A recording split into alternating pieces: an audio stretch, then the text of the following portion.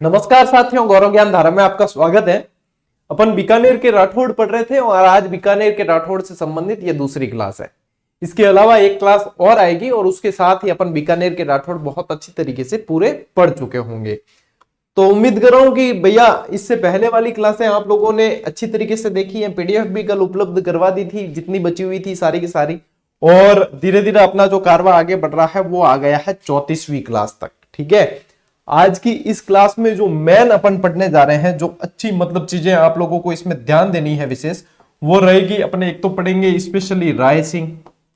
ठीक है, जो मुख्य शासक जो ध्यान में रखना है वो एक राय सिंह और एक अनूप सिंह, इन पे ज्यादा फोकस रहेगा और प्रश्न यहीं से ज्यादा बनते हैं यदि आज की क्लास में स्पेशली देखा जाए तो। चलिए, वैसे मैंने टेलीग्राम पे एक चीज आप लोगों को बताई थी, लेकिन क्लास के माध्यम से थोड़ा सा मैं 5 मिनट चर्चा करना चाहूंगा। देखो, अभी जैसे रीट के एग्जाम हुए, सेकंड ग्रेड के एग्जाम हुए, फर्स्ट ग्रेड के एग्जाम हुए, बहुत सारे रिजल्ट आए और हजारों की संख्या में बच्चे स्कूलों में पहुंचे हैं, नौकरी लेकर, सरकारी नौकरी लेकर अपने सपनों को साकार किया है। मेरे पास भी जैसे ही नतीजे आते तो बहुत सारे मतलब क्या है कि मैसेज आते हैं, बच्चे लगातार पढ़ते हैं तो फिर मैसेज भी करते हैं। स्टार्ट में हम स्क्रीनशॉट डालते थे, लेकिन फिर इतने ज्यादा स्क्रीनशॉट आने लग गए कि फिर भाई डाले भी क्या, स्टूडेंट बाकी भी सोचते कि यार मतलब हमारे पास तो हजारों की संख्या में आ जाते हैं तो उसके बाद में क्या डाले। क्योंकि ये इसलिए भी ज्यादा है क्योंकि मैं निःशुल्क पढ़ा रहा हूं यहां से, तो हमारा कोई कोर्स नहीं है, तो वहां कोई बाध्यता नहीं है, रेस्ट्रिक्शन नहीं है कि भैया हाँ आपने पैसे दिए आप ही पढ़ सकते, आपने नहीं दिया आप नहीं पढ़ सकते। अपना खुला मंच है, सभी के लिए है, तो इसीलिए सिलेक्शन भी ज्यादा दिखते हैं। निश्चित रूप से जो बिल्कुल दिल खोल के और खुले मंच से पढ़ाएगा तो उसके यहाँ से स्टूडेंट ज्यादा पढ़ेंगे तो ज्यादा सिलेक्ट होते हैं। और सिलेक्शन के लिए एग्जाम अप्रोच के अनुसार भी पढ़ाते थे।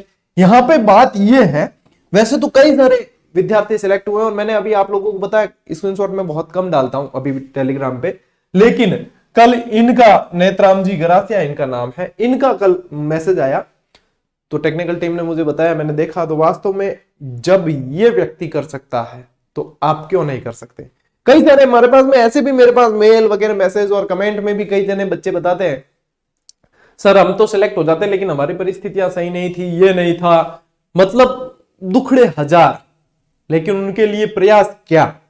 यहां पे इनका जज्बा अपने को सीखने की ऊर्जा देता है, अपने को सीखना चाहिए। जब ये व्यक्ति पढ़कर, अब इनके सामने जो चुनौतियां हैं वो क्या हमारे सामने चुनौतियां थी, एक बार ईमानदारी से सोचकर देखना, क्या ये चुनौतियां हमारे सामने थी? ये नहीं थी।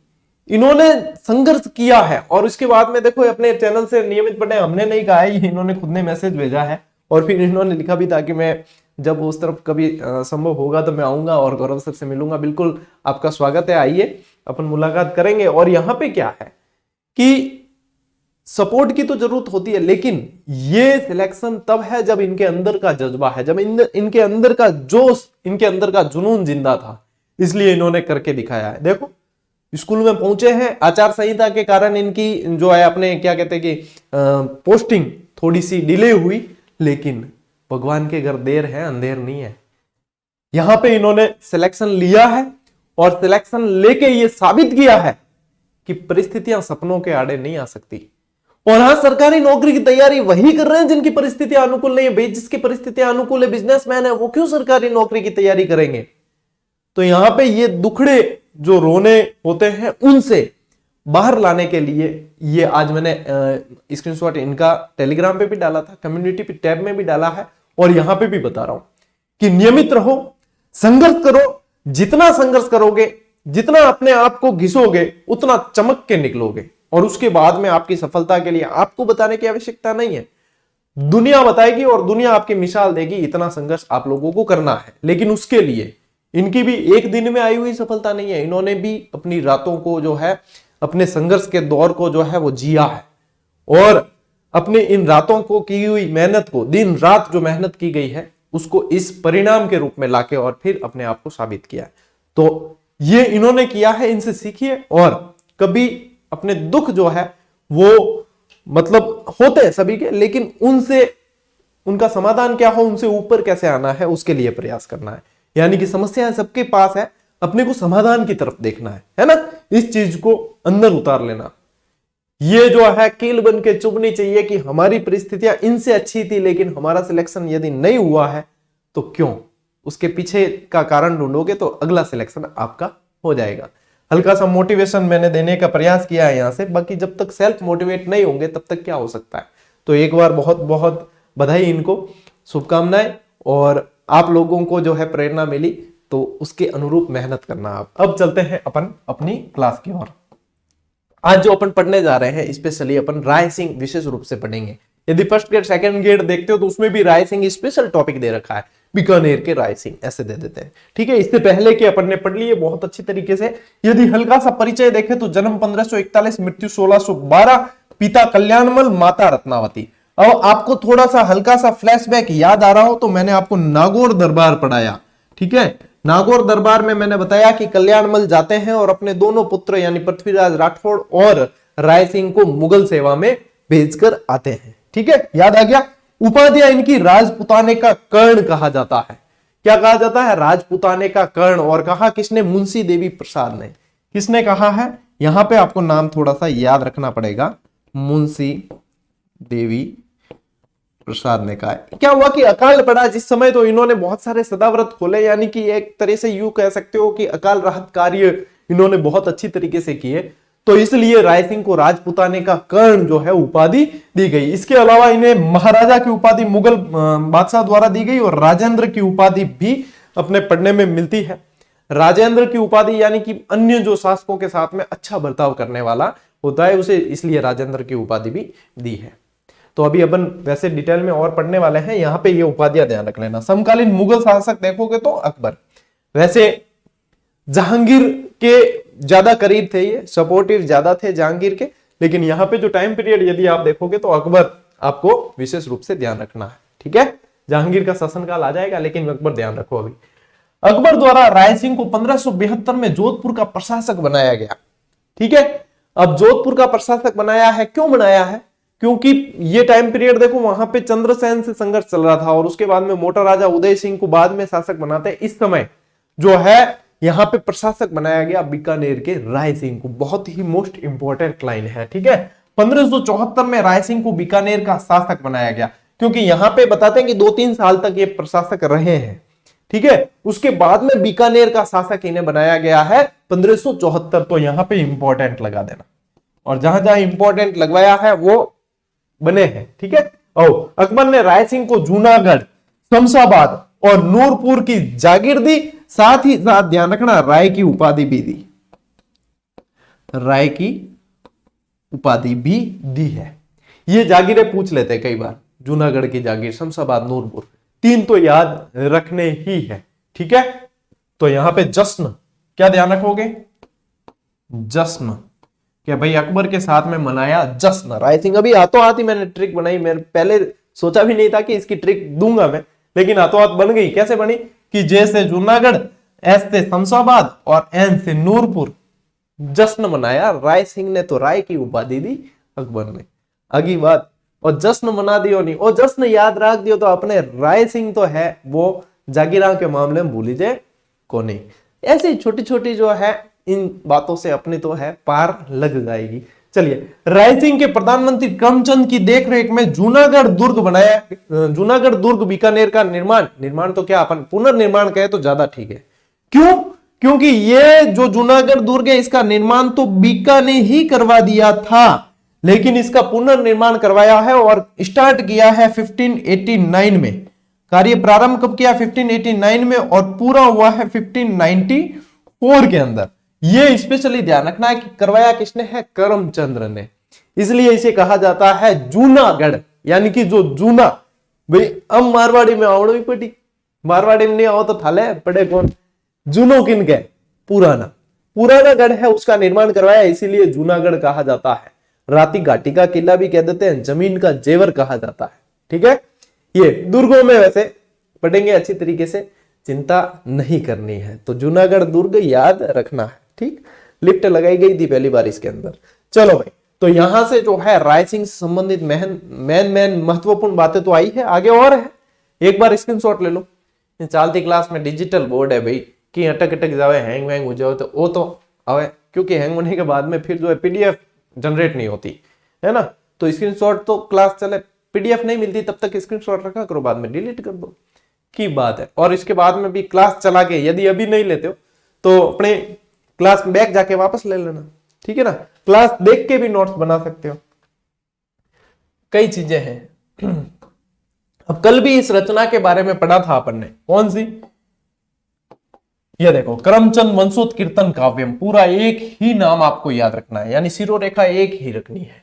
लिखी किसने, जय सोम ने, और लिखी किसके समय ये पूछे तब आपको ध्यान रखना है कि ये लिखी किसके समय है, राय सिंह के समय ये लिखी गई है, करमचंद वंशोत्कीर्तन काव्यम, ठीक है। चलिए, इसमें राय सिंह की उपाधि राजेंद्र, अभी अपन ने राजेंद्र पढ़ी ना, वो उपाधि इसके अंदर मिलती है, इसका उल्लेख मिलता है।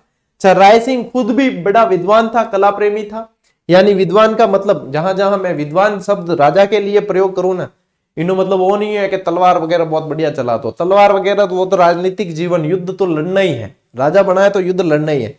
यदि मैं कहूं कि वो विद्वान था तो यानी उसके अंदर कला का कोई ना कोई गुण था, यानी विद्वता का यहाँ पे आप राजाओं के मामले में पैमाना ये मान सकते हो कि कोई ना कोई कला का गुण था, चाहे वो चित्रकला प्रेमी हो, चाहे वो राइटर हो, बढ़िया अच्छे साहित्य लिखता हो, चाहे वो स्थापत्य कला के अच्छे मतलब स्थापत्य कला में अच्छा इंटरेस्ट रखता हो और निर्माण कार्य करवाए हो, तब वो जो है फिर विद्वानों की श्रेणी में चला जाता है ना ये। और फिर युद्ध वगैरह बहुत ज्यादा मतलब बढ़िया कुशलता से लड़ता हो तो फिर वो सूरवीर उस श्रेणी में जाता है। तो यहाँ पे विद्वान होने का मतलब है उसका कला प्रेमी होना। ये कैसा है, लेखक राय सिंह की रचना है, राय सिंह महोत्सव, वैद्यक वंशावली, बाल बोधिनी आदि लगा देना, ठीक है। ये रचनाएं जो है स्वयं राय सिंह की है और इनकी मृत्यु बुरहानपुर में हुई है। राय सिंह ने अपना उत्तराधिकारी, देखो यहाँ पे राय सिंह अपना उत्तराधिकारी सूर सिंह को चुनता है, लेकिन जहांगीर से अनबन होने पर जहांगीर जो है दलपत सिंह को शासक बना देता है, फिर दूसरे पुत्र को, है दोनों राय सिंह के बेटे, दूसरे पुत्र दलपत सिंह को बना, फिर दलपत सिंह के बाद में वापस जो है सूर सिंह बनता है। यानी राय सिंह अपना उत्तराधिकारी बनाकर गया सूर सिंह को, लेकिन जहांगीर जो है इससे अनबन हो गई तो इसने दलपत सिंह को बनाया, फिर दलपत सिंह के बाद में वापस जो है सूर सिंह बनता है। अच्छा, एक पते की बात बताऊं, इसमें से आपके सवाल नहीं बनेगा कि गुरुजी तो भागवत वाच दी और कहो कि सवाल नहीं बने, आज दिन तक ही नहीं बना, अब क्या बनेगा। अच्छा, तो इसमें से सवाल बनेगा कहां से, राय सिंह की उपाधियां याद कर लेना, राय सिंह को जो जागीरें मिली है वो याद कर लेना, वहां से सवाल बनेगा। यदि आपके ये जो बैच लिखा हुआ है ना पशु परिचर, इसमें सवाल आपके बनेगा तो मैंने जो दो चीज बताई है वहीं से सवाल राय सिंह से संबंधित बनने वाला है, ठीक है ना, या तो उपाधियों से संबंधित या फिर आपके जो बताई मैंने, जिसको अकबर ने जो जागीरें दी है वहां से। जहां इंपॉर्टेंट कह रहा हूं वहां तो मतलब आपको, अब ये क्या है कि क्लास की संपूर्णता के हिसाब से हमें सारे फैक्ट बताने पड़ते हैं कि भैया ये भी नहीं, कोई वो क्या है ना, भूत मरे पलित जाग जाए, कोई उठे न कह दे गुरुजी हमने तो ये पढ़ा था आपने बताया नहीं, अरे भाई बता दियो बस, लेकिन सवाल तो आखिर में बने वो बताना जरूरी क्या है, सवाल अटू बनी भाई, ठीक। आओ भाई आगे, करण सिंह। अब ओ करण सिंह क्यों है थान ध्यान में, तो मैं मारवाड़ में एक मतीरे की राड़ कराई, ठीक है, 1644, तो 1644 करण सिंह और अमर सिंह में मतीरे की राड़ युद्ध हुआ, एक मतीरे खातिर लड़ाई होगी, तो ये वही करण सिंह है। अब इनसे पहले दलपत सिंह और फिर सूर सिंह बीकानेर के शासक थे, बता दिया। सूर सिंह ने जुझार सिंह बुंदेला, ठीक है, ये सूर सिंह जो है इसने जुझार सिंह बुंदेला, और ये जुझार सिंह बुंदेला जो है ये वीर सिंह बुंदेला का बेटा था। बताता हूं इनकी भी एक चीज ध्यान रख लेना, वीर सिंह बुंदेला का पुत्र कह सकते हो। इसके जो है मतलब इसका विद्रोह हुआ था, इस विद्रोह को दबाने में इसने मदद की थी, ठीक है, किसने, सूर सिंह ने। वीर सिंह बुंदेला ने अबुल फजल की हत्या की थी, ठीक है, ये भी जहांगीर ने करवाई थी। जहांगीर जो है उसे अपना मतलब यूं दुश्मन समझने लग गया था, और जहांगीर ने अपने मुगल पढ़ेंगे, यदि मुगल आपको तो पढ़ना नहीं है ज्यादा, लेकिन दूसरे जो है इतिहास जिनके मुगल राजनीतिक जहां पे आती है बात, ठीक है ना, वो कला वाला वो चीज अलग है, जहां पे राजनीतिक बातें पढ़नी है मुगल की वहां पे ये चीजें आएगी। तो वीर सिंह बुंदेला, उसी वीर सिंह बुंदेला का पुत्र जुझार सिंह बुंदेला, इसके विद्रोह को दबाने में सूर सिंह ने मदद की थी, ठीक है। कर्ण सिंह के समकालीन मुगल शासक यदि बात करें तो शाहजहां और औरंगजेब, ठीक है। अब इसके पिताजी जो वीर सिंह थे ना, वीर सिंह बुंदेला, वो जहांगीर के समय, इनके जो समय थे वो शाहजहां और उसके बाद में औरंगजेब, ठीक है। 1644 में नागौर के अमर सिंह से मतिरे की राड़ में संघर्ष किया है और अंततः ये कर्ण सिंह ही जीता था। ठीक है ना। और नागौर के अमर सिंह लिखा छो भले, लेकिन आपको पता ही है कि अमर सिंह थे कहां के, क्योंकि मैं पूरी ही भागवत यहां से वहां से बता के आया हूं आपको, ठीक है, पूरी भागवत वाचर आया हूं, ठीक है नहीं। ओके, इसे राजपूत शासकों ने, किसे, यहां पे बात हो रही है कर्ण सिंह, देखो सूर सिंह की लाइन सिर्फ यहां तक ही थी, इसके बाद में कर्ण सिंह की लाइन है, क्लियर कर रहा हूं, नहीं बाद में फिर कंफ्यूज हो गए। तो इसे राजपूत शासकों ने जांगलधर बादशाह की उपाधि दी। वैसे यदि देखा जाए तो ये बीकानेर के जो शासक है वो कहां के थे, जांगल प्रदेश के। तो वैसे सभी जो है जांगलधर बादशाह कहलाए, लेकिन स्पेशली इसकी उपाधि का वर्णन मिलता है कि कर्ण सिंह को जांगलधर बादशाह की उपाधि दी किसने, दी है राजपूत शासकों ने दी है। कब दी है कि अटक अभियान हुआ था, एक अटक अभियान के समय इनको ये उपाधियां दी गई है। ठीक है, चलो भाई ये ध्यान रख लेना, जांगलधर बादशाह की कब दी ये नहीं पूछा जाएगा, ये पूछते हैं जांगलधर बादशाह। लो स्क्रीनशॉट लो, बड़ा आगे लो भैया, लो लो लो लो लो। ओके, साहित्य कल्पद्रुम, साहित्य कल्पद्रुम जो है एक रचना है, उसकी रचना कर्ण सिंह ने की है और कर्ण सिंह के दरबारी कवि, ये बहुत इंपॉर्टेंट है, यहां पे इंपॉर्टेंट लगा, ठीक है, ये इंपॉर्टेंट लाइन है कि कर्ण सिंह के दरबारी कवि गंगानंद मैथिल ने कर्ण भूषण और काव्य डाकिनी की रचना की है। मेरे अनुसार कर्ण सिंह के अंदर सबसे इंपॉर्टेंट लाइन एक तो जांगलधर बादशाह और एक ये गंगानंद मैथिल वाली। ठीक है, ये पूछते हैं कि भैया ये किसकी रचनाएं थी और किसके समय ली, वो भी पूछ सकते हैं, तो ये है। ठीक है, अब आओ अपने पढ़ते हैं अनूप सिंह। अच्छा, अनूप सिंह के अंदर आपको युद्ध तो पढ़ने ही नहीं है, ये समझ लेना। अनूप सिंह जो था विद्वान था, अब विद्वान कह दियो इनो मतलब कि ये कला प्रेमी था, यानी कि इसके अंदर खुद के अंदर भी कला थी और ये कलाकारों का आश्रयदाता था। ठीक है, तो अनूप सिंह कह दियो विद्वान, यानी कि अब थे, समझ गया।